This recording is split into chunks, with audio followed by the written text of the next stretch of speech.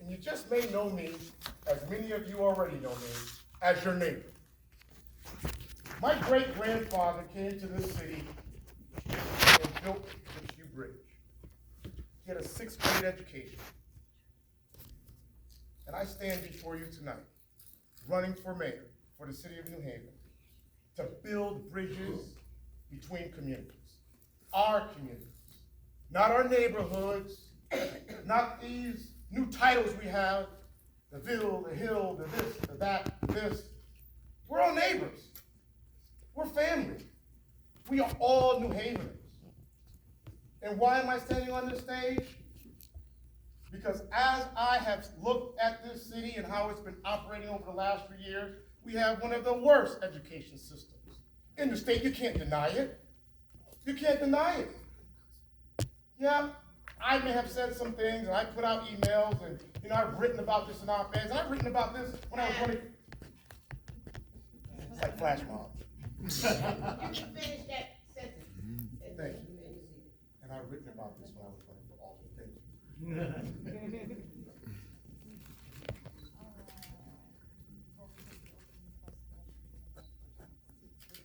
Now, Mr. I have a question. They need you to talk a little louder. Yeah. This is an unusual format. We do things differently. I got it. Insist on, to insist on. What aspect of your personal experience do you think best qualify you for the next mayor of this city? Oh, great question. Thank you. Can you repeat the question? Oh, I'm sorry. Repeat the question. I gotta ask you. What aspect of your personal experience do you think best qualify you to be the next mayor of this great city of New Haven? Aspect, thank you. Aspect of my personal qualities. First of all, I am the only person on this stage that has been a homeowner for 24 years. Me. Owned my home for 24 years. I've been paying taxes for 24 years in this city, and I know what it looks like when our taxes are working for us with services. And right now it's not. In addition, I have run a multi-million-dollar business that I built with my hands, with my wife from the ground up.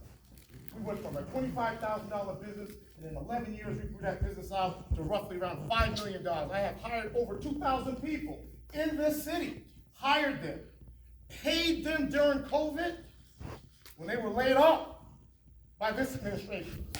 I paid them out of my pocket, didn't even have a PPE loan. Why am I qualified to be the mayor? 21 and a half years serving this city in my uniform, keeping you safe, putting myself before you to make sure that you could go home and sleep at night, even if it meant I would not return home to my wife. Why am I qualified to do this job? Why? I'm a grandfather. My son's a police officer. He actually works in this neighborhood, lives next door to me with his 2 children, my grandchildren, growing up in New Haven the same way I grew up, with hope, with dignity, and with the opportunity to be a better person. So who's better fit to stand here and ask you? I'm not telling you I want to be your mayor. I'm asking you. I'm asking you.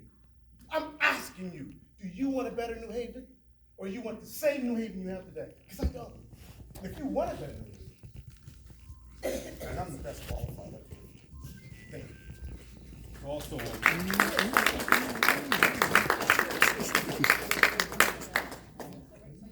get to dominate the floor, and so you can ask 4 questions, and then you go to the next. 2 more questions. What the heck?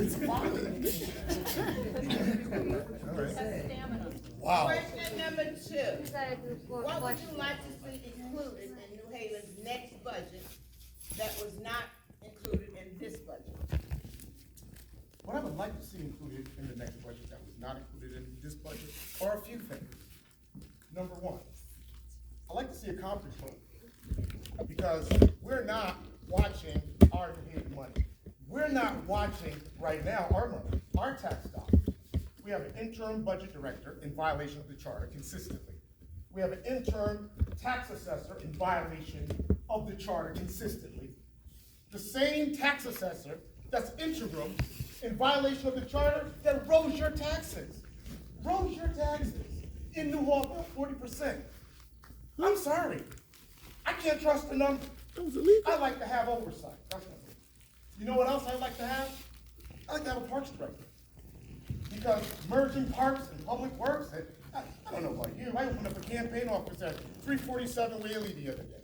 I spent 2 hours picking up condoms, needles, nips, cigarette butts, not just on the sidewalk, all over the street. Had to snowball this thing with a blower. Why? Because we are not delivering the services that you paid for. A broken sidewalk. A broken sidewalk. I talked to somebody in the audience and said, what are you gonna do? Will you help us, the seniors, and help us get a knee? Because people's knees are weak, because we're getting older. How do you navigate these sidewalks? My God, these sidewalks are driving me nuts. They tell you the sidewalk's okay, they're gonna shave it down, it looks like a speed ramp, I don't know if you're doing a skateboard. I mean, what are we doing here? You paid for those sidewalks. They said, well, you gotta get on the list, and you gotta, what list? I paid taxes last year. What did those taxes pay? Is it in the future? Is it 3 years to get the tree stump? I got a tree stump with a tree going in that, and another tree going. What are we doing?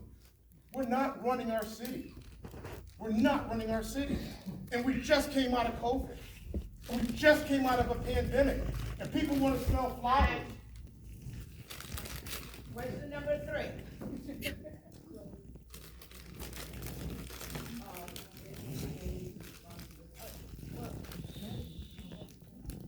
Well, the question was, what would you do differently?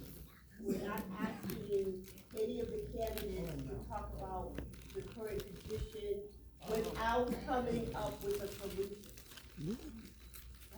What was that? What the hell is going on? What did you say, Ms. Pat? I said I've asked the candidate to come up with viable solutions to what he sees the problem is, not what the problem is, okay? Because we want to know your aspect of how you would be there and how you would make changes, but not. Wait a minute, no, she answered the question. Okay, we need order. Yeah, exactly. Barbara? What's going on? No, I'm just saying, he answered the question that you answered, whether he answered it the way he was supposed to answer it. Oh, how she liked it. That's not how you like Question it. number 3 from Mr. Tell Allen. the Barbara. man how to answer the question. What the hell? What is your plan to curb gun violence and crime in So, my plan, I'll start with my plan, hire police officers. We are down 100 police officers. We need to hire police officers. We are competing with other cities and towns because roughly there's about an 840 police officer shortage in the state. I put out a plan already around teachers. We'll be putting out a public safety plan next week. We need to hire new police officers and reinstitute a police residency program. Because a lot of our people that are not taking these jobs, they can't afford to live in the city. So we provide affordable housing for police officers under a residency program. Now, they don't have to have the burden of trying to figure out where they're gonna live and how they're gonna live. And if we do it strategically, we can actually sprinkle them all around the city, and you can have the cop next door, like it used to be when I was growing up. You actually knew the police officer walked down the street. That's number one. We have to have more prevention, more summer jobs. Because right now, 800 students, 800 of our village kids did not get a summer job. They did not get a summer job, more summer jobs. How about a community center that you can actually get inside? I'm sorry. You can't get into Q House. You gotta schedule a tour and all this other stuff and sign up. We need community centers like when I grew up. The Q House, you walk right in, Mr. Bowie was sitting there, you grab a trumpet, you start playing it, he didn't give you a hard time, you figured it out. The Q House. You could get you something to eat, you could get you a cup of cold water on a hot sunny day. I watch kids walking up to the Q House, they can't even get in. We need access. Access. Because access breeds opportunity. We need jobs. When I was a police commander over here, Project Longevity said, Question number 4.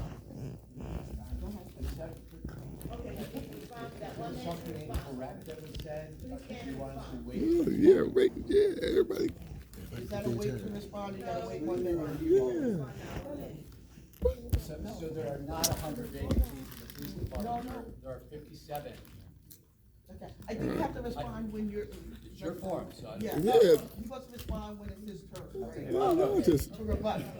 So the forum today has two parts, and the first part, you know, it's a marathon. The microphone actually works louder now. Okay, well, I'll try to, for the first part of the forum, it's this, trial by family here, you get your opening statement and 4 questions. And then in the second part, we'll do what traditional, what most might do, where each candidate answers the same question, A, B, C, D, E, E, Z.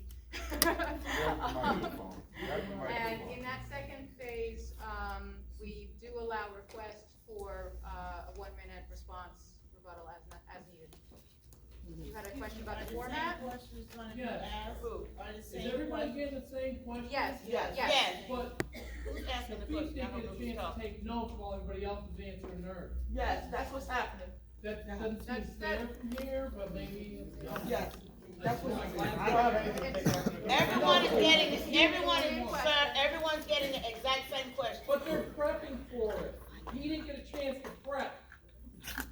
Okay. And everybody there, Wait a minute, sir, so this is what's gonna happen, we're gonna continue. am I wrong? No, he'll get a chance to continue, and then he'll get a chance to rebut those questions at the end. I read the rules, were you in the We room? need to continue, the rules was read ahead of time. Before we But started. to the end, if that person doesn't hit a home run, they must have been sleeping through it. Okay, that's All right, the now. way our rules are, it's enough. and so, continue, please. This is all your first question? On 4 questions. Four questions. Aside from the standard legal notices and public commission hearings, how would you, as mayor, inform community of upcoming proposed developments, and how would you support community benefits? I think that we miss a great opportunity. We have a great highway system of information that we do not utilize. It is actually our public school system. We have roughly, 19,000 students that go to our public school system. Imagine if we were able to send out newsletters and information to parents around the issues about 112 jobs not filled that same month, right?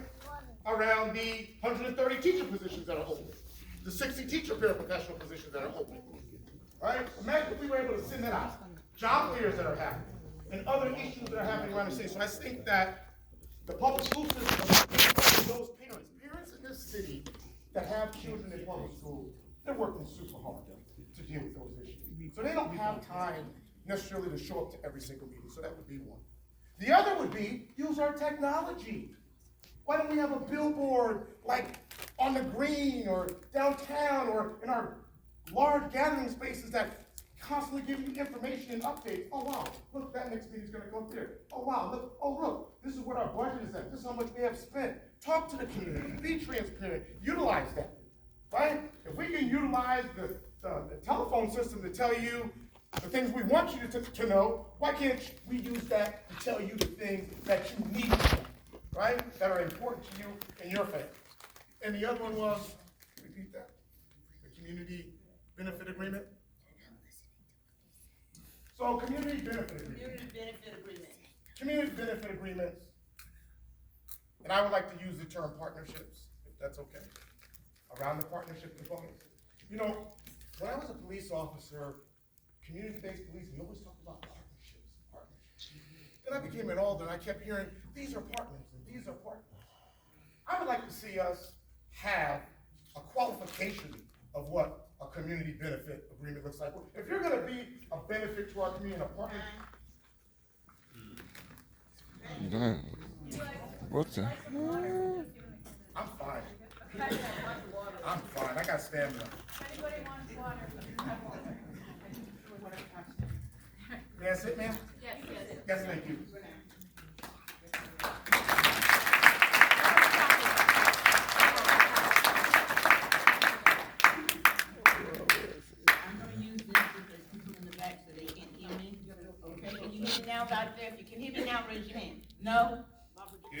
Talk a little louder. Can you hear me now? Actually, if you face the audience when you're talking, I have you to can talk hear to very people well. on the stage, and they're gonna talk to you. Oh my God. Okay. Mr. Brennan, next up. Joe, that's nasty, man. That's nasty. The mic like a rapper. What's your opening statement first? Would you? Use your mic. Do y'all want me to talk like this? Or Would you rather me talk like this? first mic? Yeah, you clear. You nice and clear. Just talk out. Back there. Y'all, Would you prefer the mic? or, no? No, You clear. you just All talk. right, Talk here we loud, go. talk loud. We need to get the Hey, can y'all hear me?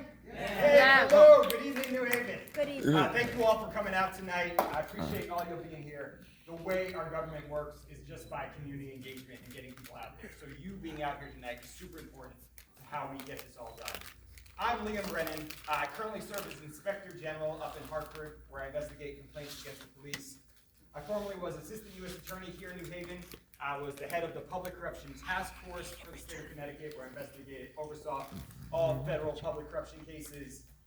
Then I was at New Haven Legal Aid, and then I was the director of a statewide legal services organization, the Connecticut Veterans Legal Center. I'm the dad of 4 New Haven public school students. They're wonderful. One of them's back there in the tiger shirt. And I'm a resident of New Haven, and I love this city. But before all that, I was a kid growing up in a working class neighborhood. And early on in life, I saw how the government could work for some people and not for others. And that always struck me as wrong. Today, in the United States, we can see the wheels coming off our whole political system. We face structural problems from the local level up to the national level. And we face systemic issues here at our city level here in New Haven. Today, in New Haven, we are facing skyrocketing housing costs. We are facing a shortage of homes. There are not enough homes for people in this city. And we are facing a shortage, even more, a shortage of homes that are affordable for people in this city. This is a systemic issue. We are also facing an outdated public safety system. A system that you see when you hear that this year there have already been 12 murders here in New Haven is not working. And we are also facing a city hall that is directionless on education. I look forward to talking to you all about it. Stay there. Oh, yep, sorry, I forgot. Thank you. Don't leave yet. Question number 2, what would you like to see inside the great city of New Haven next budget that was not in this budget? Yeah. I would like to see more housing inspectors. In the budget that was proposed this year, we will propose 34 new positions in the city government. None of them were in the Livable Cities Initiative. None of them were in housing inspections. Why does that matter? It matters because we have 12 housing inspectors here in New Haven for upwards to 50,000 apartments in this city. All right, that is not enough to get the job done. And that matters because if we don't keep the housing that we have in this city, we're gonna lose it. And if we lose it, our affordability crisis is only going to get worse. So that's a systemic issue. We decided to propose 12 new positions in the police department. Public safety is more than just the police. It is also housing inspections. That is your health and public safety of the people who live in those apartments. And we need to conceive of public safety in a more holistic way. I would also like to see in the city budget more positions in our schools. We do not have enough people to cover the schools. When my kids' teachers are out of school, you know what happens? We can't get subs. We don't have subs in the classroom. So what they have 2 hours of maybe a para, they have 2 hours of maybe a special when the special teachers is not doing their art class or their music class, and sometimes they're just left, they have to join up with other classes. This is a problem. We need permanent substitutes. We need more positions, more people in our school system. These were huge oversights and huge lost opportunities in the budget that we had this year, and that's what I would like to see changed. Okay. Your next question is, What aspect of your personal experience do you think best qualify you to be the mayor of this great city of New Haven? Thank you. I mean, I think the first thing I would like to say is that I think any sort of leadership or any sort of governance needs to be based in teamwork. And what I always try to do is be a team player and build good teams. But specifically for this position, I think the things that are most important, I hate these questions, y'all. First of all, and it's not to the questions, but like to puff up yourself. I don't feel comfortable with this, but I'm just gonna tell you what I think it is. I think we need vision and management skills, and we need to tie those two together. What I think our city lacks right now is a vision for what we want it to be, a vision for what our schools should be, a vision for what our housing system should be, a vision for what a 21st century public safety system looks like. So we need to have goals and vision for that and articulate them and move the government in that direction. And to move the government, we need management skills, people who can work with other individuals and get these creaky ships of government to move in the direction they want. And I'll tell you a story why I think that matters. I have one of my former colleagues from the Connecticut Veterans Legal Center here. When I started at CVLC, we had a 6-figure deficit. We could not pay, our attorneys were the lowest paid legal aid attorneys in the state, and we couldn't provide their families with health care coverage. But we were doing a great job, and our board wanted to expand. And what I said to them is, you can't expand if you don't invest in your personnel. It's never gonna work. And so what we did is, we articulated our goals, expansion, delivering these services, but it also invested in personnel. And so I had a clear vision of what I was gonna do. We made that decision by a partnership of the board, myself, and the staff. 3 years later, we had a 6-figure surplus. Our attorneys were pegged to Connecticut Legal Services pay rate. Our paraprofessionals got the same wage increases that the attorneys got, and we had expanded. So, vision and management. Don't sit. Oh, forgot. Thank you. Your next question is, what is your plan to curb gun violence and crime in this city? Yep. So first of all, we need to look, when we think about crime, we need to look at root causes. It's a little loud. Sorry. Sorry. Thank you. If you can't hear me at any time, please wave.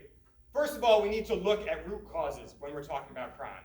Lack of opportunity, lack of outlets, lack of things. When youth are involved in crime, we know as all of us have been teenagers, we make stupid decisions. They need opportunities and they need jobs, they need summer programs, they need activities after school. That's youth involvement in crime. But in terms of investigating crime, we need to be smarter and we need to use our resources better to carry out our public safety mission. What do I mean by that? This is what I mean. Today in this city, the New Haven Police Department, the chief sat before the Board of Aldermen and told them that they had increased traffic stops in New Haven by 300% in order to find guns in people's cars.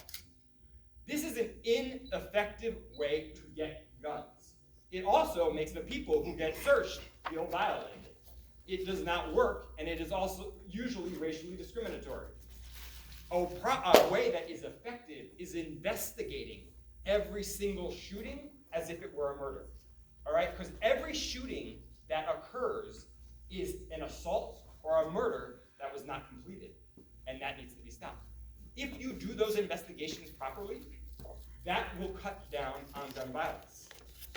And you don't need to be harassing the public to try to find guns. We also need to have strategic investigations. So currently under our system, our police, we don't have a grand jury system, we can't subpoena records, and we can't search for the gun pipeline, how guns are getting to our city. But you know what? Our police commissioners do, and we never use it in that way. And if we can attack the gun pipeline, and people are profiting off of bringing guns into this city illegally. If we can attack that, we can make a big difference. Don't move. Okay, your last question is, aside from the standard legal notices and public commission hearings, how would you, as mayor, inform communities of upcoming proposals, development, and how would you support community benefit? So we need to do all the public announcements that you said in there, obviously, clearly. But we're losing out. I mean, there are social media ways to get the message out, but there are also community groups that can be messengers on behalf of leadership as well. And having strong ties and strong engagement with community groups throughout the city is a voice maximizer, is a force maximizer, and can make a huge difference. And so one of the things that I've been involved in my involvement here in New Haven, long before I was running for this, was being involved in the community, bringing people together to make change. Early on in the early 2000s, I was part of a coalition that helped pass the Elm City resident ID card. That brought together a bunch, it brought together students, it brought together Unidad Latina en Acción, it brought together Junta to make a big difference here in the city and to set a pathway for the rest of the country. Working with housing groups when I was at Legal Aid, we formed a coalition called the Room for All Coalition that is still very active today. It drew on the community management teams, it drew on Mothers and Others for Justice, it drew on Christian Community Action, it drew on homeless advocates, it drew on legal aid lawyers. Bringing all those people together is what we need to do. It is what I have done with my career and what I think we need to do as leadership of the city, because if you want to get that information out, having strong ties to the community makes a huge, huge difference. Community benefits agreements, all developments, we need to be really powerful with the developments that come into our city. And if they promise community benefits, we need to hold their feet to the fire. I think one thing we are not doing is holding landlords and developers to the commitments that they make to our city. They make commitments to provide dignified and healthy living conditions, and we know so many places around town don't have them. You've seen the Mandy properties. I've seen the Mandy properties. People, they are extracting wealth from this community and not keeping up the properties like they're supposed to be. We need to be tough with them and hold them to account. Thank you. That's about it. All right. Thank y'all.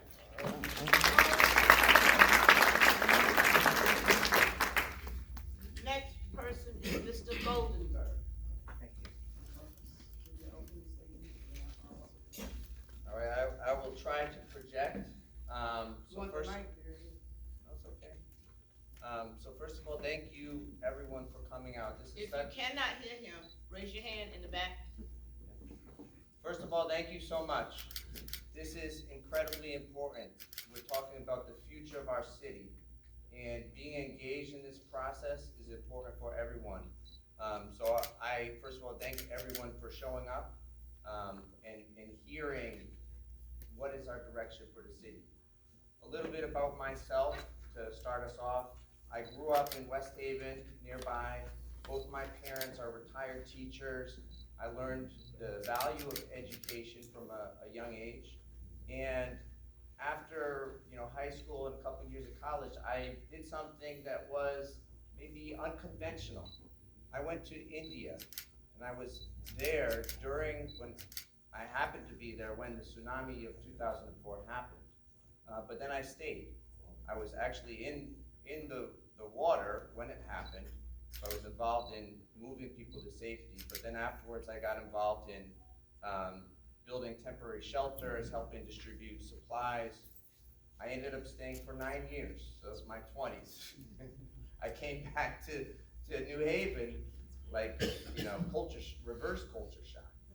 But, my experience there, they have a word for it in India, they call it seva, acts of selfless service.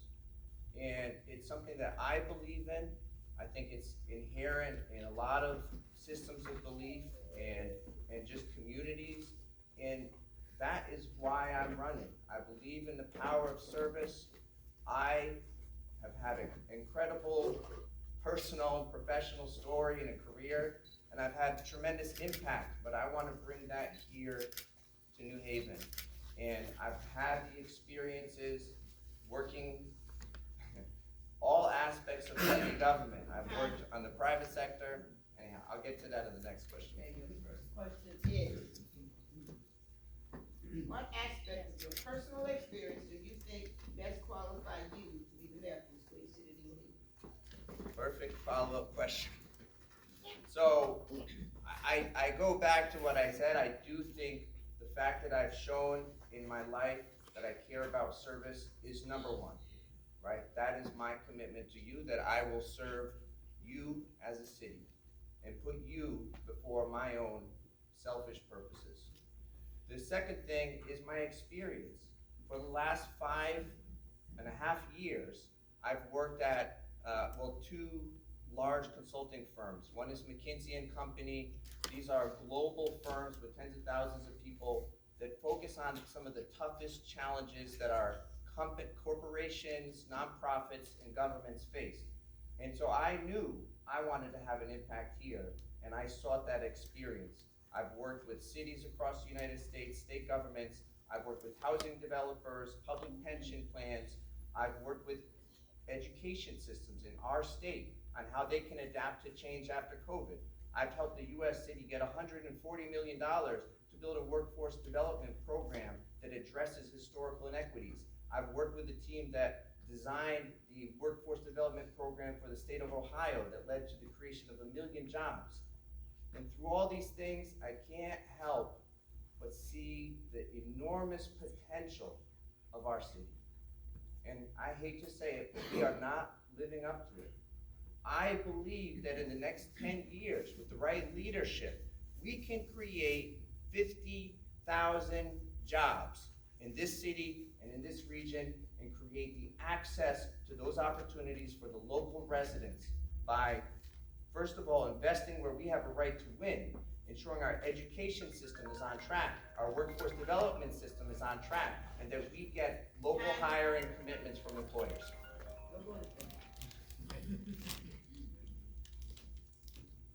Next question. What would you like to see included in New Haven's next budget that was not included in this year's budget? I'm gonna flip that question on its head as to what would I like to see that was included that shouldn't have been included. No, that wasn't the question. All right, I'll go with the question. I will ask the question again. No, that's okay, I understand. I don't need to. You don't need to. Okay, thank you. The thing that was in the budget that shouldn't have been in the budget is the tax increases.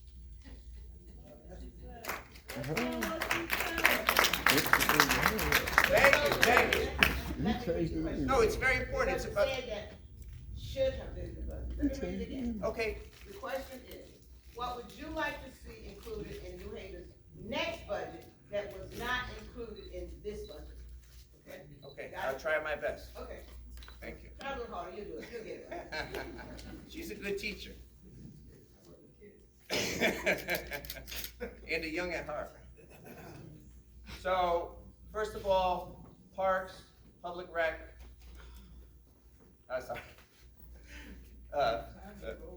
parks and public works, they should be separate departments. That's one thing that I would absolutely add in the new budget. And I do think when it comes to the budget, we need to keep it steady and not have tax increases. And that's something that I have been committed from day one. Our communities have been hurt. Shafiq mentioned a statistic that I've mentioned for months now, which is that the NEWHALLVILLE neighborhood increased by 40% over the last 2 years. Fairhaven, The Hill, increased by 40%. You want to know what Westville increased by? 7.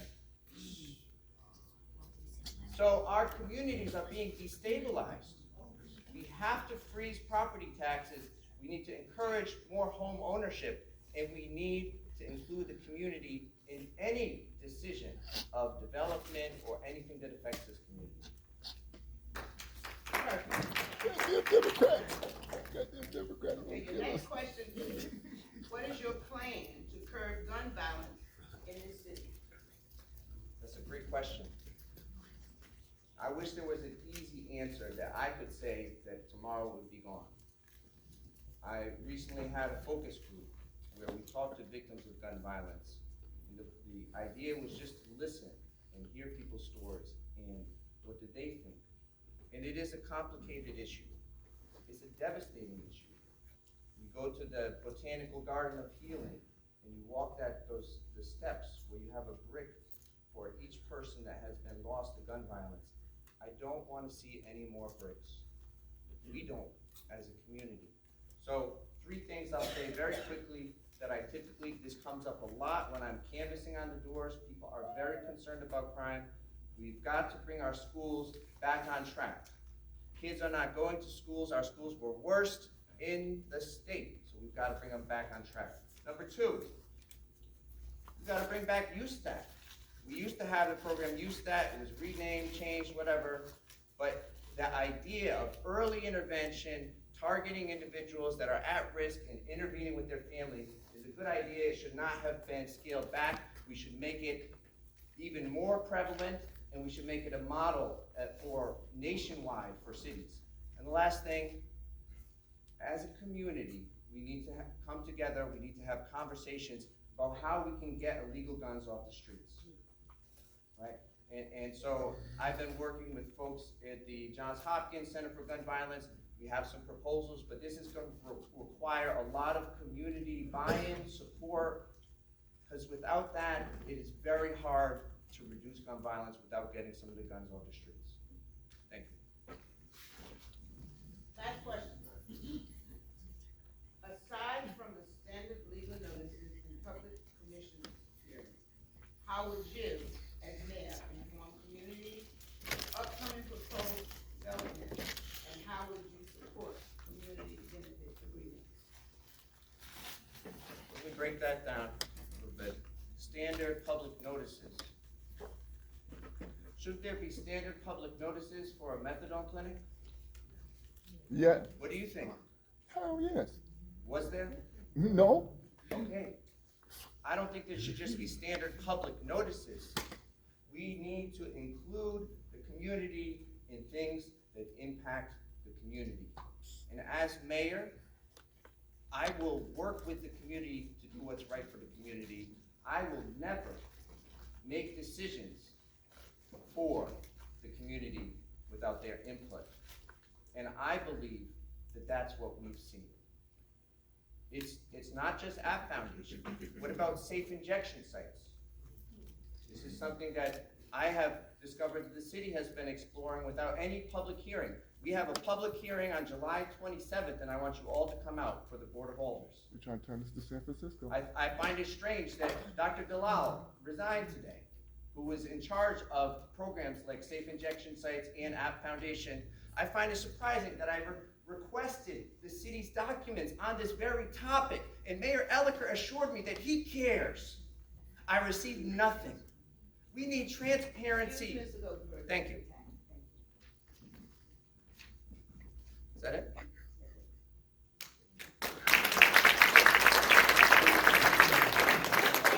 Mayor Elicker.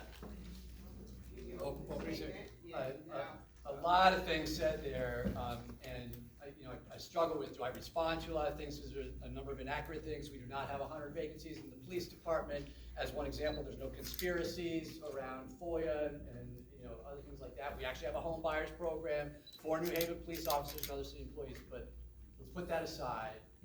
You can stand on the sidelines and say you're going to be a good mayor and not be involved, not have done the hard work, not rolled up your sleeves, and point out the things that are going wrong and negative.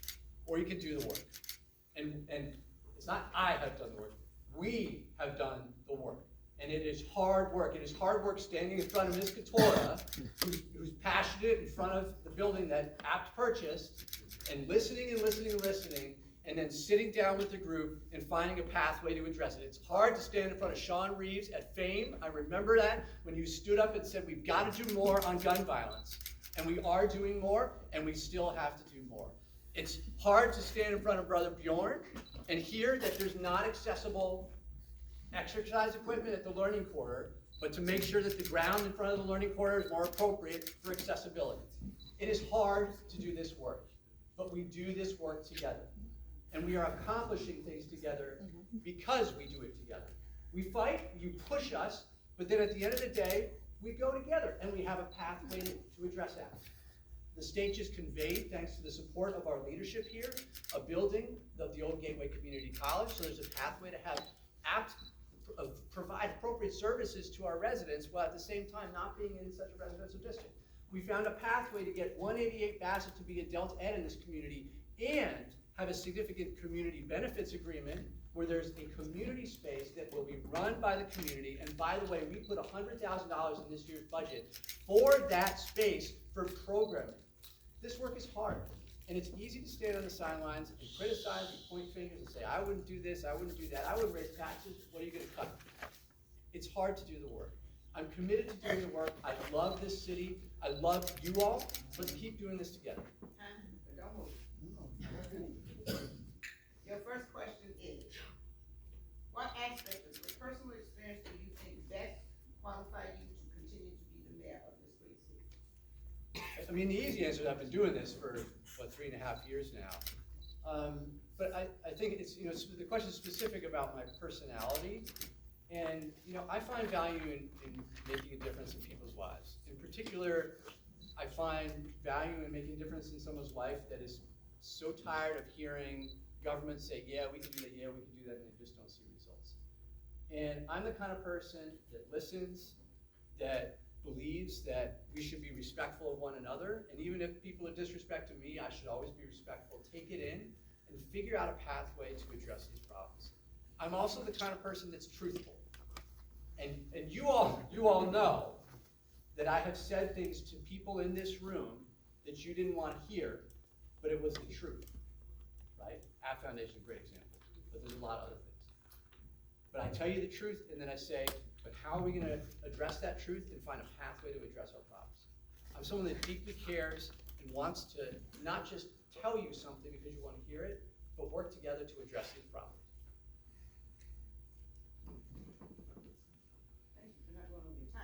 Time. I'm also someone that keeps to the time. The next question is, what would you like to see included in New Haven's next budget that was not included in this year's budget? Yeah, so a couple things. Actually, some of the other candidates said things I think are really good, right? I think we need more inspectors. We increased health department inspectors in our budget, because we were dealing with a real challenge around children being poisoned by lead. And that has dramatically improved our ability to keep our kids safe and healthy. And health impacts of lead have eternal, lifetime impacts on our young people.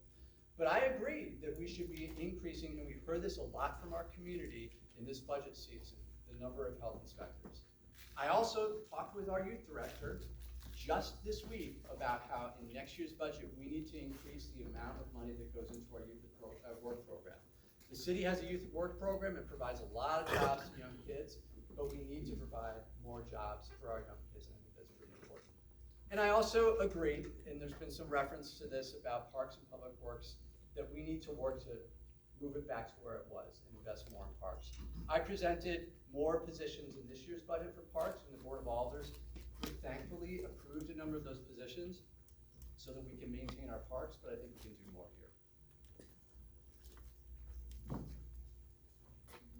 Wow. Your next question is, what is your plan to curb gun violence in this city?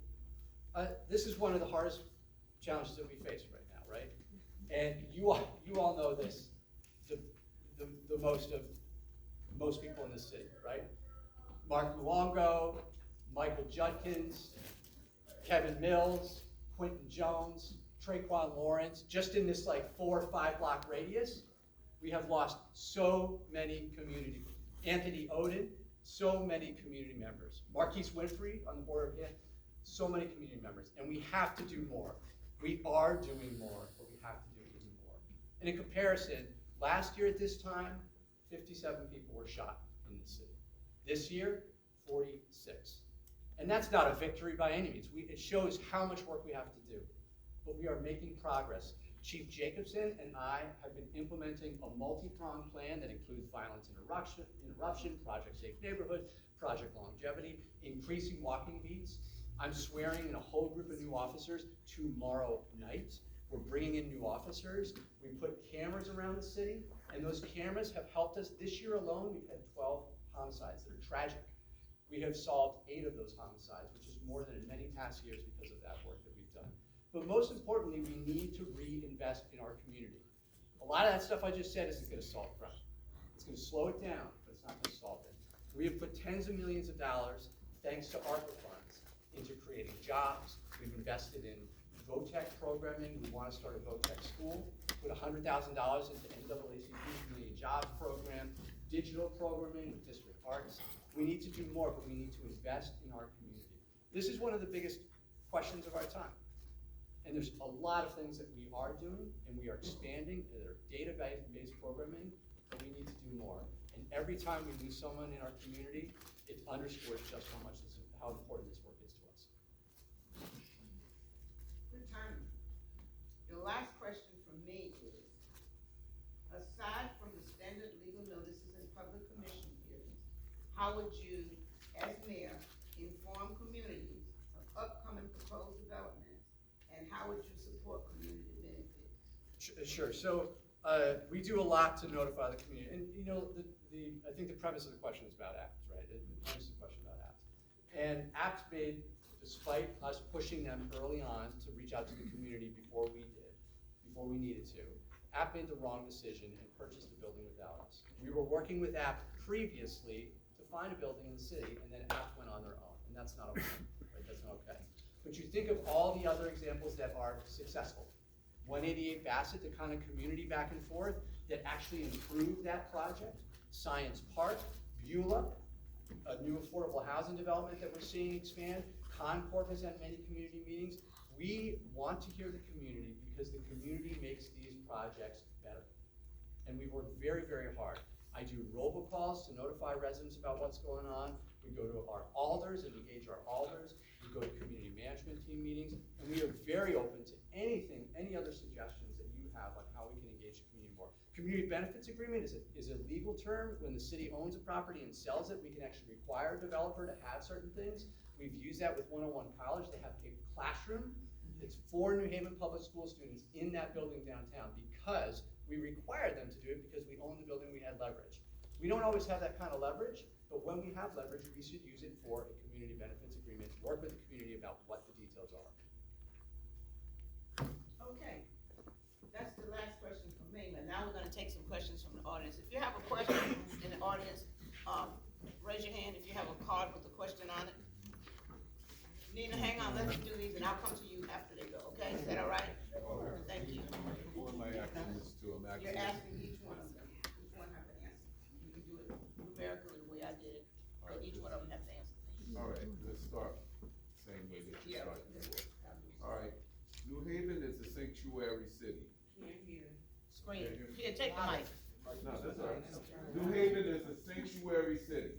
What would you do if a bus of immigrants was suddenly sent here? Can you hear it? Did you hear the question? If you didn't hear the question, raise your hand. Again. Oh, okay. Okay, So. this question, oh, you did No, not, they're you not answer gonna it. answer it. You They're have to not answer it, gonna because they answer have to it. answer it. Yeah, they're gonna answer it. So, Ms. Evans, last. Sabah, I was just saying, I didn't mind going last. Also too, Mr. Jackson, sorry for your loss. Right, thank you. You know, I've been thinking about this, and I've been watching this, and I watched this whole immigration thing unfolding, and watching this whole immigration thing unfolding. Right now, there's roughly 65,000 immigrants in New York City. New York City is at capacity. Where are they gonna go? Can't go to Stanford, can't afford to live there. Can't go to Black Rock, can't go to Fairfield, Bridgeport maybe, and then New Haven. When they get to New Haven, where would they go? Likely where they can live. Where can they live? In most of the compressed, poor, uninvested communities in the city. NEWHALLVILLE, Lilac Street, Fairhaven, right? Crunched up in houses with hardly no type of enforcement, and all we're gonna have for it is, we are a sanctuary city. That is not a document. We need an immigration policy in this city. We need an immigration policy so that we don't have to deal with what Philadelphia and Chicago and Los Angeles and San Francisco and New York is dealing with. You know what they're dealing with? Immigrants coming to their city, African American, Hispanic, Latino communities, furious, because boards of alders and council people are being forced to give millions and millions of dollars for immigrants, and they're saying, what about housing for us? What about our community? What about our jobs? So we have to recognize what's going on. And here, I just want to tell you something.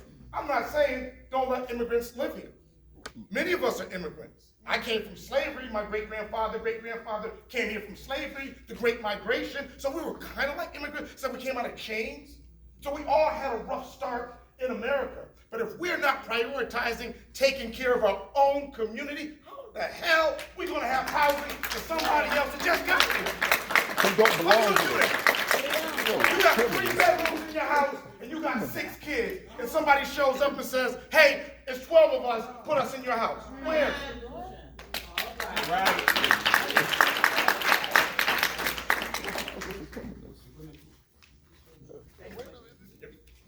Excuse me, can you ask all of them to give a solution? I'm sorry. Just trying to hear a solution when you ask all the questions. That They was the answer question, her. what would you do? Immigration policy. They answer her. They If answer time after that, you can approach Mr. Abdul-Jabbar and ask him. But the question was, what would you do if a busload of immigrants showed up in this country?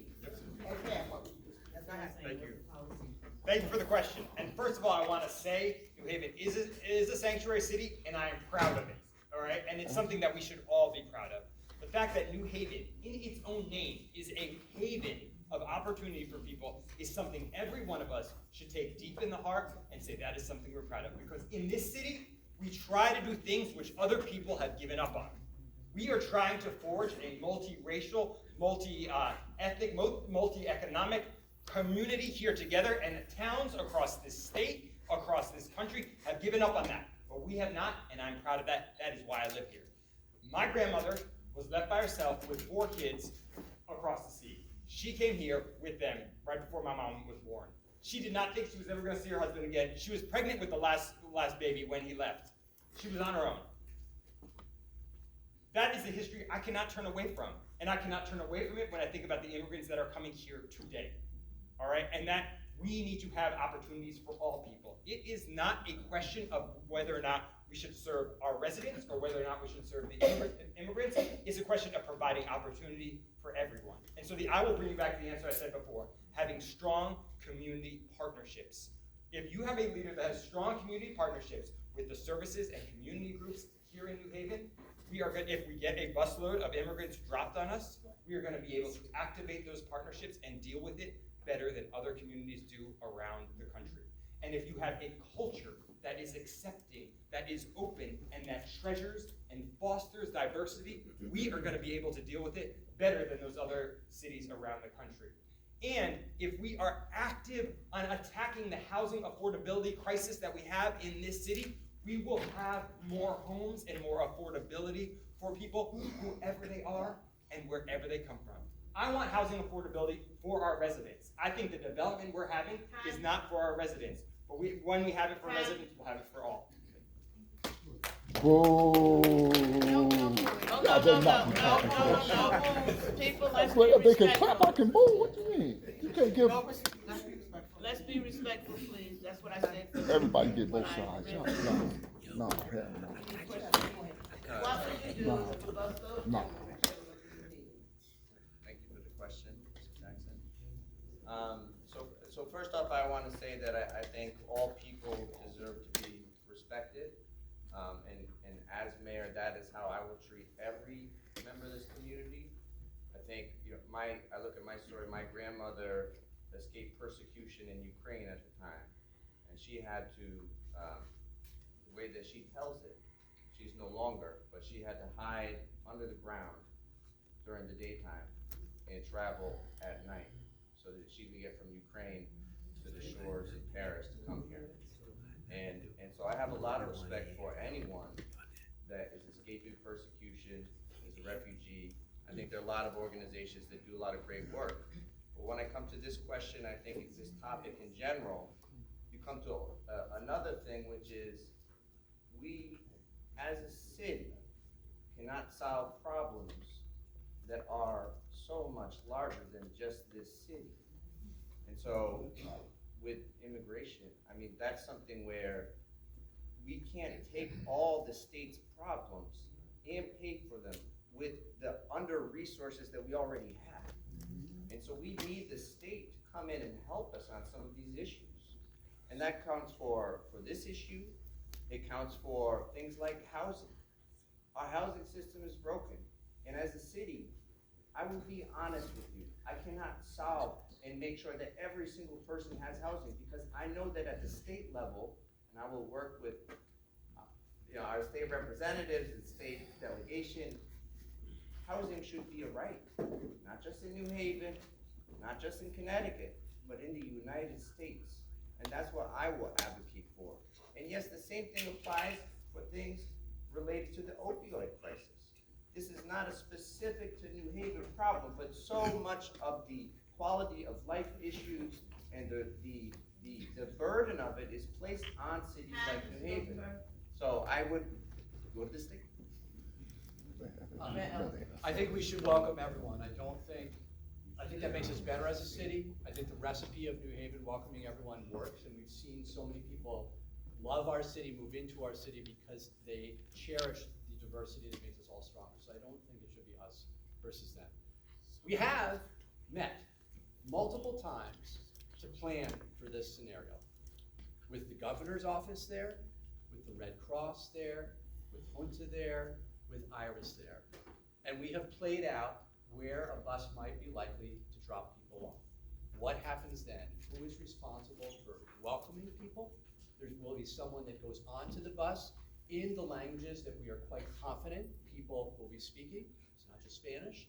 Welcome people, give them directions, explain to them that we are a sanctuary city and they should not be afraid of the police. We will transport them to a welcoming center, which we have designated as 200 Orange Street. And that will be the staging area for people as they get processed in. We collect their information, understand if they have medical needs, if they have family needs. The state and the governor have played a real leadership role here, and I'm grateful to that. They have asked us, give us 24 hours maximum, and then we will identify places, not in New Haven, but in the whole region that can help house people in the long term. We've planned for this because we think it is highly possible it may happen. And we've worked collaboratively with our partners to ensure that if it does, we can be proud of how New Haven responds.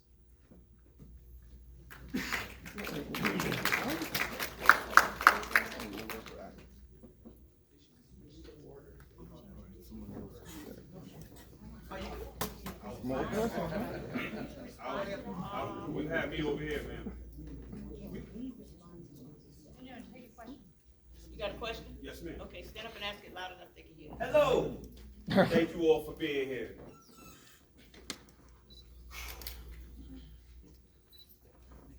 So, y'all were asked, what are you going to do about gun violence in our communities? Somebody said what some of the root causes of gun violence is. The only one that addressed it properly to a degree was Shafiq, because one of the biggest root causes of gun violence is poverty. The conditions that we live in our city, as in throughout America, was created by white supremacy. Let's talk about the facts of it. So what are you going to do differently? Because it starts with economics and education to address our children dying in these streets. You could live in NEWHALLVILLE and go a block over to Prospect Hill and your life expectancy goes up 11 years. We should not have to live in these conditions. What is going to be done differently about 40% of our taxes going up in our communities and only 7% in Westville? What is going to be done differently? And what have you done that ever shown in your life to say, I do not stand with white supremacy? Was it too deep? No. Was that hit different? Did it hit different? I'm sorry. Okay, this is what I'd like from the audience if you want to ask a question. Respond to the question that was asked the candidate. After we're gonna have a Q&A when this is over and we got light refreshments. Is that all right? Oh, I jumped the gun. You jumped the gun. No pun intended. But that's okay. I forgive you this time. Nina, I'm sorry. Was your question to hear about what's happening in the question right now, or you want to ask it later to the candidate? My question is this: I see four very talented, intelligent order to have the guys up there. The only one of you can win. Are the rest of you, what are the rest of you going to do to help the city if you don't get in?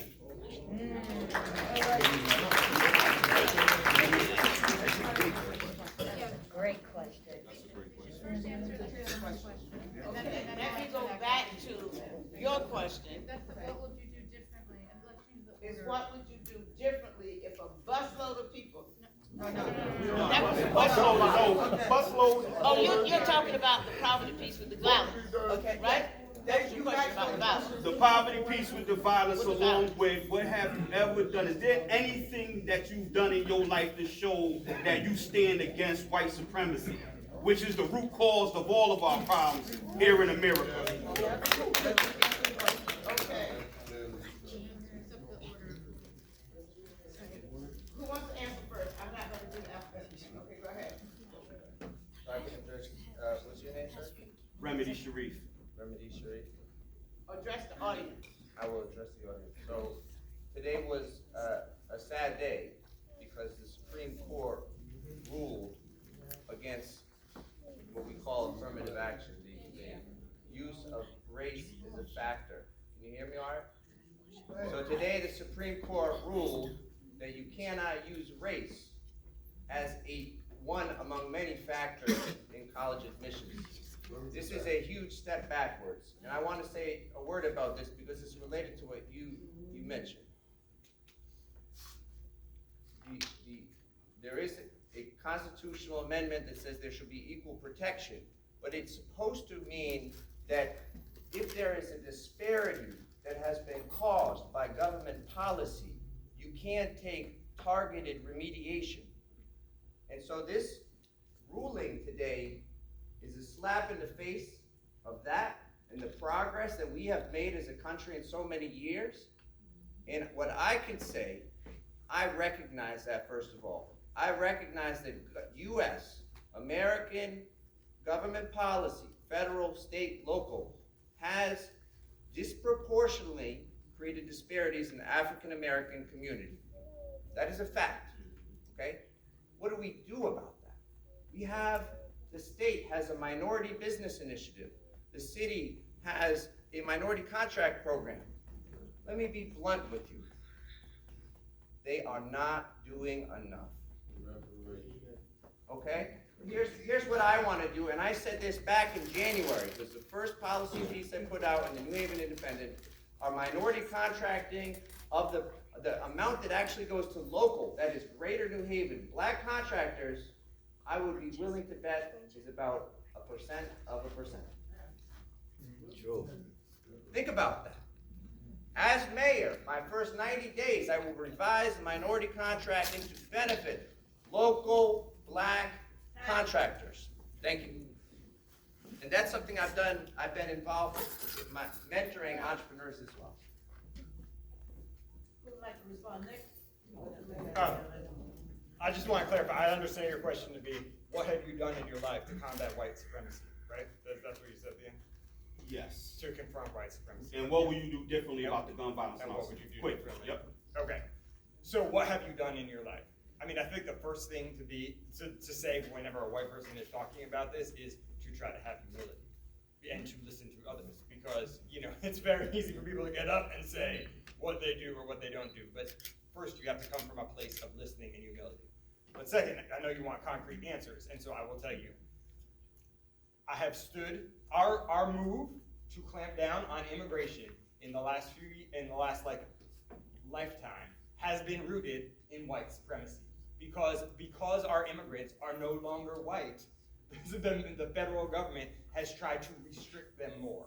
And those policies are rooted in white supremacy. So when I advocated for the Elm City resident ID card and did the legal research to do that, that was an effort to fight white supremacy here in this city. Standing with immigrants, I was on the board of Junta for Progressive Action for years. That was to fight white supremacy.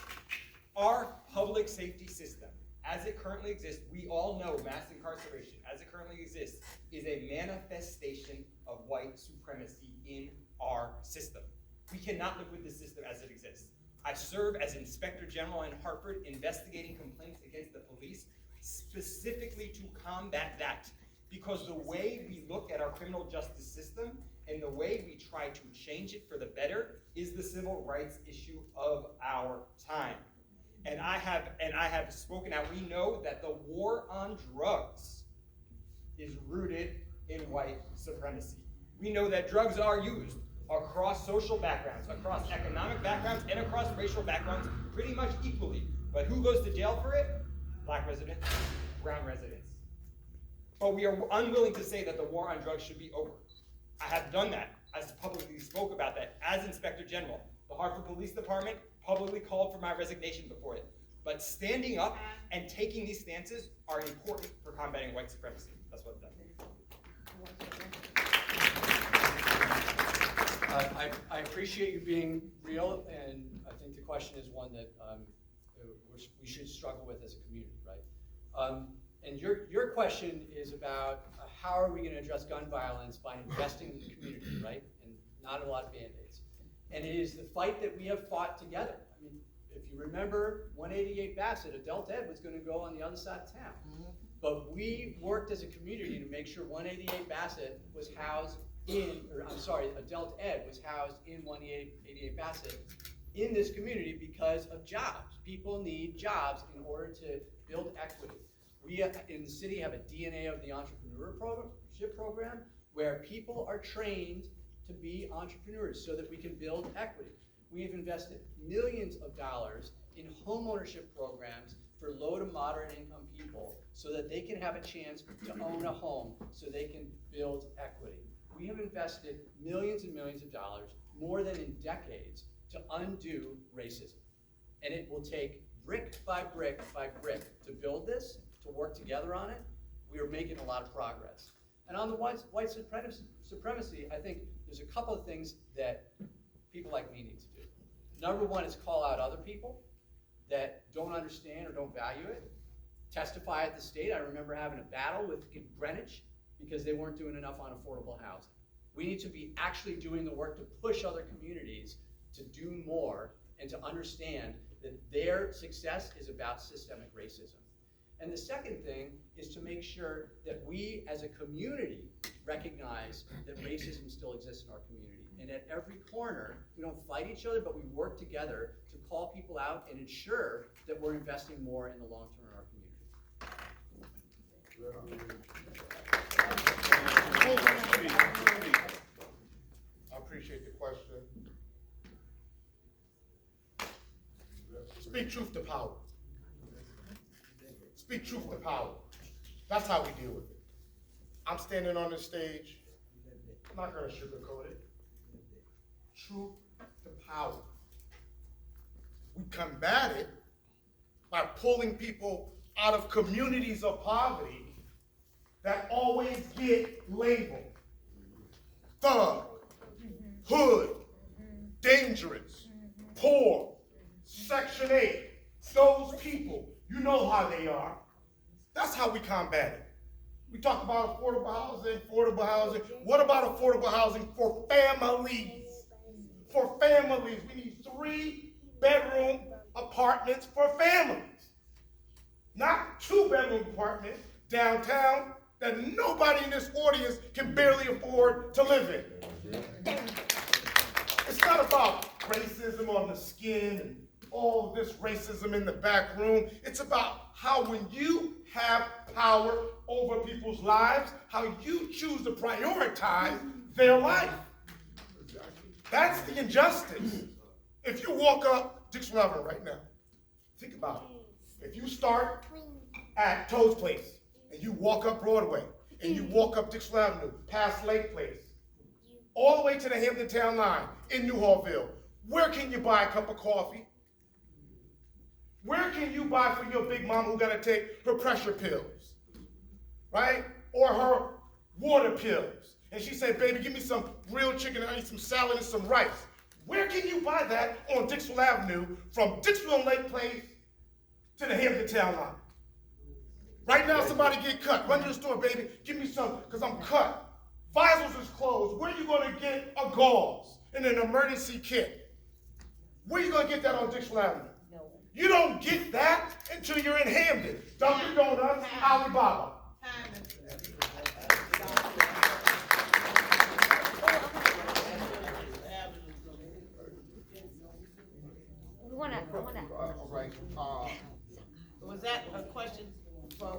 No, I have a question, for the panel. Yeah, I have a question for the panel.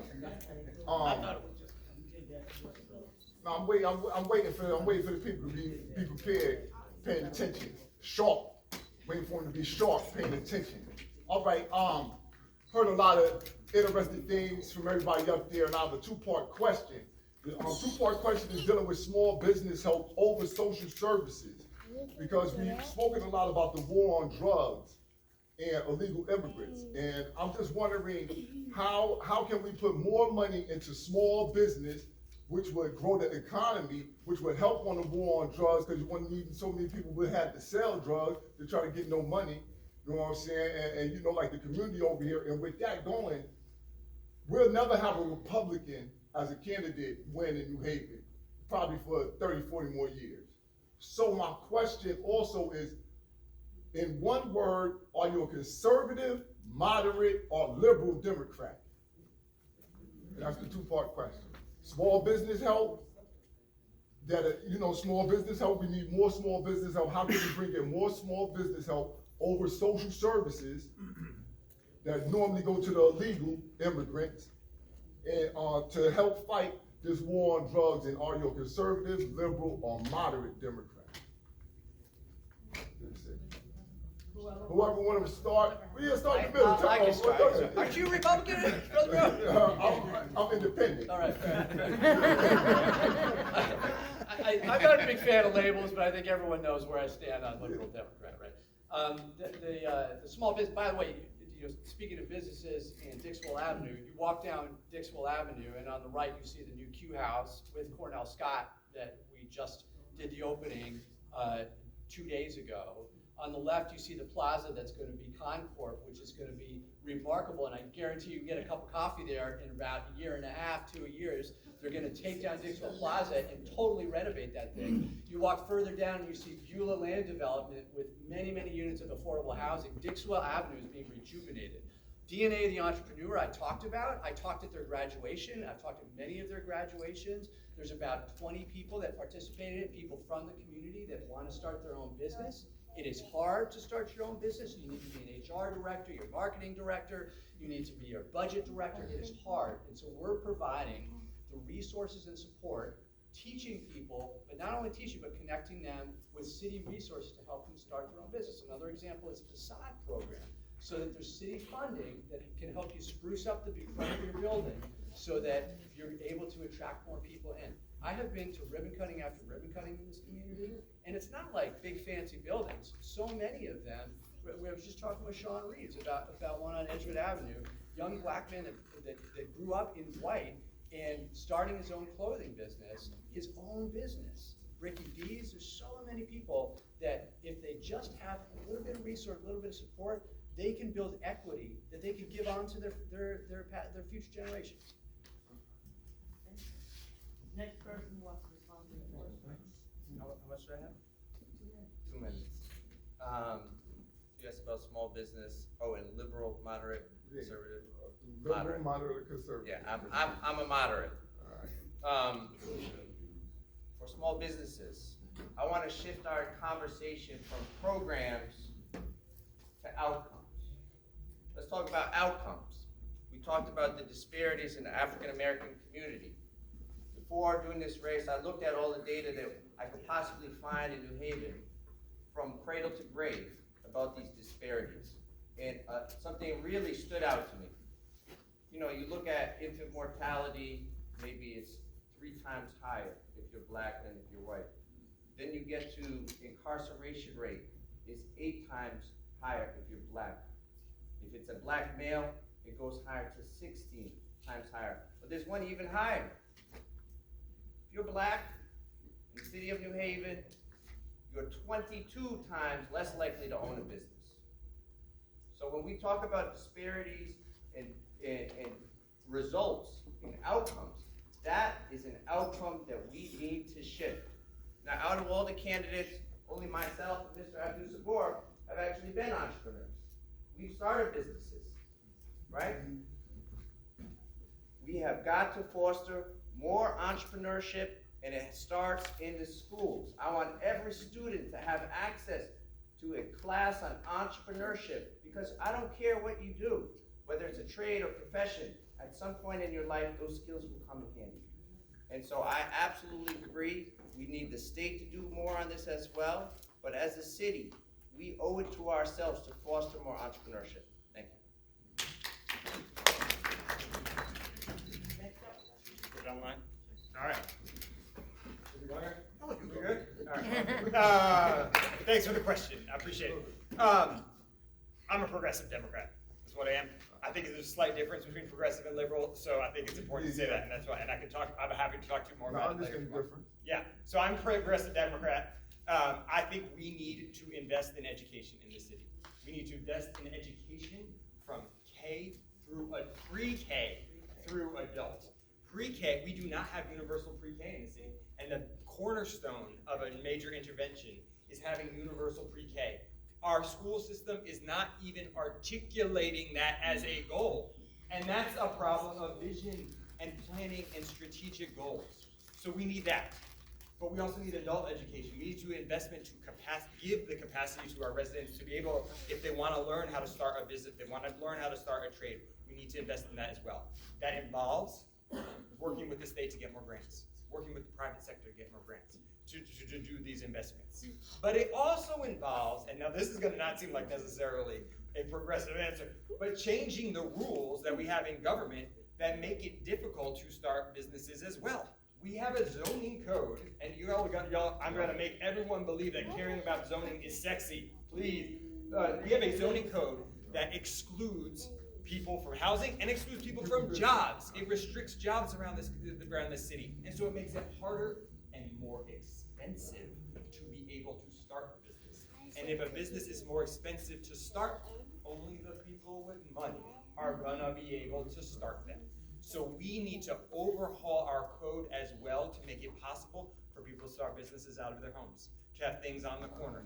That is what cities around the world have been built on for ages, and during urban renewal we said, oh, we don't like that anymore, and we ripped it all up, and we're still laboring under that urban renewal zoning code. That needs to change. I promise you that is one of the main things I'm going to do to change. Thank you. Thank you all of you. Answer to your question. I'm the only one standing up here with a policy for economic development for NEWHALLVILLE and Dixville.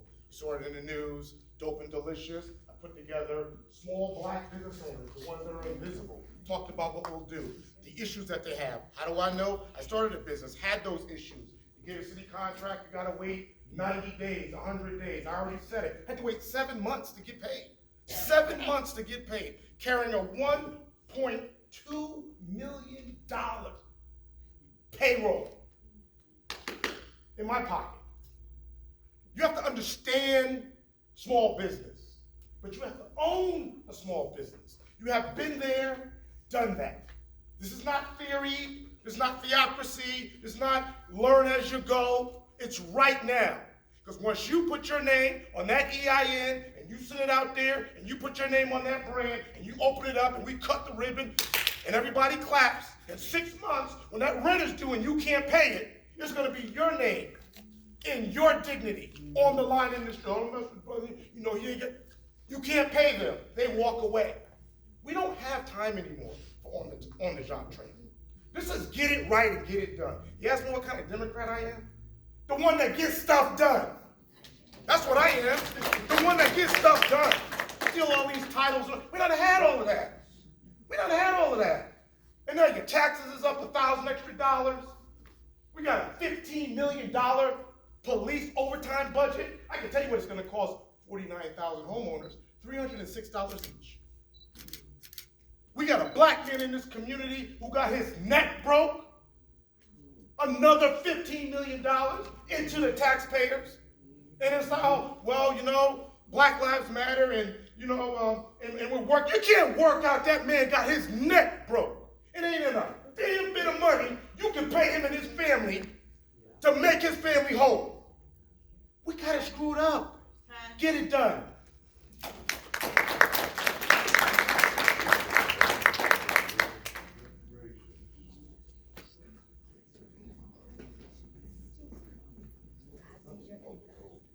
They didn't answer Nina's question.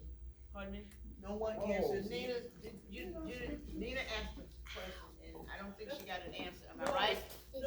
Okay, ask the question again, because a lot have been said between your question and. What I said is that we have a group of gentlemen, intelligent, talented, inspired, and passionate. And I thank you all for being every one of them so passionate. But only one of you can win. So what are the other three going to do to help the city get out of where we are? That's what I want to know. You gonna help the new mayor or run away? That's what we want to know. Thank you. I'll go first. I was gonna always push out. I will do what I always have done since I came home from college. Since I came home from college, I started working at the Children's Dixon Creative Arts Center with Tony Walker. Go down there now, look at the church, the Gresham Church, you'll see a picture painted on the window. I painted that with my students. I'll continue to do the same thing when I came home from college. Me and Michael Jefferson put together the All Civilian Review Board Against Police Brutality. Many of you know me as a public author for A Black Man's Guide to Law Enforcement in America. I currently sit on the Connecticut State Task Force for police and working with Robin and State Rep Robin Porter, Gary Whitfield, and others. I've been doing this work my entire life. I'll never stop. This is my calling. This is my calling from my great-grandmother, Auntie Elizabeth, lived right there on Winchester Avenue. This is my calling. My great-aunt Ruth Sutton and Uncle Caesar Sutton, my great-uncle, worked at Olin in Winchester. He worked at Winchester in the morning and Olin at night. Living in this neighborhood, when you could walk down the street on a Sunday afternoon as a little kid, and that window be open, you go, ooh, somebody cooking some greens right now. And you go to the next house, you go, I know she baking a pie. You baking a pie? That's the NEWHALLVILLE I grew up in, and that's the NEWHALLVILLE. Good, bad, different, like it or not, I'm gonna keep building this city. I'm gonna keep building this city because I'm the one that was born and raised here. And I'm gonna be the one, God willing, to make it better for you, your grandchildren, your great-grandchildren, and they'll be able to have an opportunity to stand up here and run for mayor because they can actually read. They can actually be able to get a job. They can actually stay alive from gun violence. Build a house, be able to afford it, and give back. This is a cycle.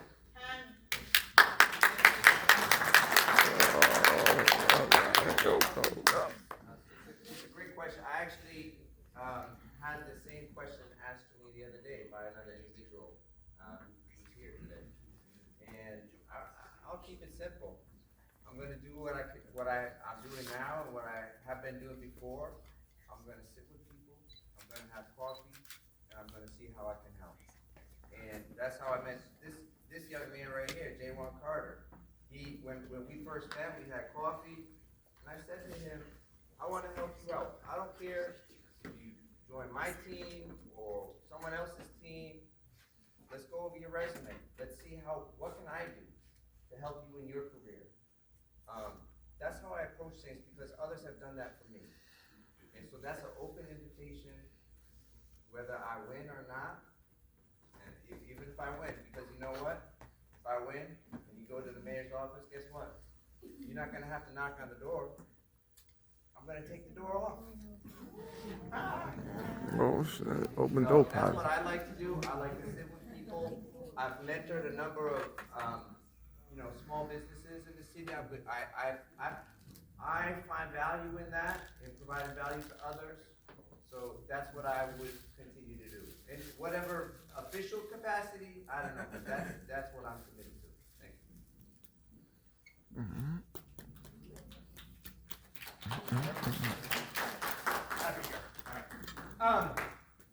Thanks for the question, Nina. And I do want to say, I'm honored to be here with all of these three guys. They all bring their own talents and their own gifts to this whole process, and I think our democracy is richer for it. So I do appreciate that. And if we all don't stay involved, we'll be all the poorer for it. So, Nina, I think I met you first with the NEWHALLVILLE community management team, and so I'm going to say something a little similar to what everybody else said, is that I'm going to keep doing what I've been doing for all these years. You know, I have been working in this community on these issues that I care about. I do not have positions because I want to run for office. I'm running for office here for this city because I have beliefs and positions and dreams for the city that I want to see enacted. And win or lose, that is what I'm going to keep doing. I've spent years on the board of Center for Progressive Action, on the board of the Community Placemaking Engagement Network right down there at the Learning Corridor, on the board of Neighborhood Housing Services here in New Haven. I've advocated for immigrants here in the city. I've advocated for police accountability and a new approach to public safety. I'm going to keep doing that because I think these are the things that our communities need. And I've spent years pushing new ideas on housing and how to address our housing affordability crisis. I want to see those put into place so that we can make a difference in people's lives. And win or lose, I'm going to keep doing that. And actually, I do want to say that there is no losing if we put these ideas forward and we make change. Whether one person, one individual gets a position, doesn't matter as long as the changes for the residents here in New Haven happen. And that's what I want to see happen. That's what I've been doing. That's what I could continue doing. And I really hope everybody else does too. I really appreciate the question, and it has a spirit of helping the city. And you know, I'd ask you all, when you look at the folks on stage, who showed up and who's not been there. And I guarantee you, the overwhelming majority of the people in this room have seen me show up, not just when I'm mayor. When I was on the Board of Alders 10 years ago, I showed up at everything I possibly could. When I was on the New Haven Land Trust, I showed up at everything I possibly could. And when I am mayor, as I've been mayor for 3.5 years, I've shown up to everything I possibly could and worked hard to represent you all. And so whatever happens, whether I'm not mayor 2 years or 4 years, whatever down the road, I'm going to continue to show up. Because showing up is a passion, right? You don't show up if you don't have to be there. You're not going to show up unless you really want to be there. And I love this city. I love all of this city. And I'll continue to show up because the things that we're fighting for as a community are worth fighting for. And we really can make a difference together. So I'll be showing up no matter what capacity I'm in. Go ahead. We have time for one more person that has a cue card with a question on it. Victoria, could you ask that last question? And then we'll take questions. Cue card with it. What? I thought we had questions on it. If we have time, I think we're about to run out of time. No. Go ahead. I have a question. I had a cue card. He's gonna speak for her. Okay. Yeah, she gave it to him. Good evening, gentlemen. You gotta talk a little My louder. question is, as mayor, how would you encourage the rapid development of more affordable housing in the city of New Haven? Anyone can answer. Okay. Yeah, as mayor, first of all, as I said before, we're living in a zoning code that was put in here during the urban renewal time. Those are the rules that still dictate what we can and what we can't develop here in New Haven. Was that a good plan back then, do y'all think? No. We know it didn't work, but nobody is deciding to take it on and change it. We need to change it to make it possible, cheaper, more easy to build housing that is more affordable for people. We also need to repurpose some of the land we have. We need to look at what land we have, and the city is in ownership of land that is not being developed. We need to invest that in housing that's affordable for people here in the city at rental rates that people here in the city can pay for. Right now, the developments we have downtown, all housing helps to some extent. The developments we have downtown are made by big developers that have a lot of money, that can get their exceptions to the zoning code, and they're super expensive, and most people who live in the city can't afford to live in them. We need to change the rules so it's easier to develop more housing. When you look around the neighborhoods here, when I was canvassing all of NEWHALLVILLE, you could see empty lot after empty lot. You know why there's not a lot of housing on those lots, even though it can fit a home? Because that urban renewal zoning code, it makes it illegal to do that.